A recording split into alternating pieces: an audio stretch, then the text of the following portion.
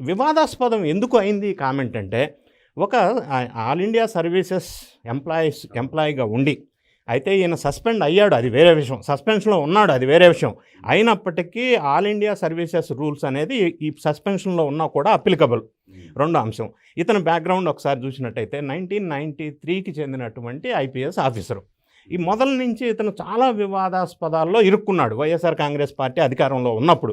So ఈ వ్యాఖ్యలు చేయటం అనేది ఆల్ ఇండియా సర్వీసెస్ రూల్స్ 1969 ప్రకారం ఇతను ఇలా చేయకూడదు, కాబట్టి ఇతన్ని సర్వీస్ నుంచి డిస్మిస్ చేయాలి అని చెప్పి ప్రస్తుత డిప్యూటీ స్పీకర్ రఘురామకృష్ణరాజు గారు DoPT, department of personal and training వాళ్ళకి ఒక లేఖ రాశారు. సెంట్రల్ గవర్నమెంట్కి ఒక లేఖ రాశారు, గవర్నమెంట్ ఆఫ్ ఆంధ్రప్రదేశ్కి ఒక లేఖ రాశారు. ఇప్పుడు ప్రస్తుతం బాగా స్క్రోలింగ్ ఏంటంటే రఘురామకృష్ణరాజు గారు రాశారు లేఖ, మరి ఈయన డిస్మిస్ చేస్తారా సర్వీస్లో, అసలు సర్వీస్ రూల్స్ ఏం చెప్తున్నాయి, ఇతను వ్యాఖ్యలు వివాదాస్పదం ఎందుకని, ఏ రూల్ ప్రకారం ఇది అగెనెస్ట్ అనేది పెద్ద చర్చ జరుగుతుంది.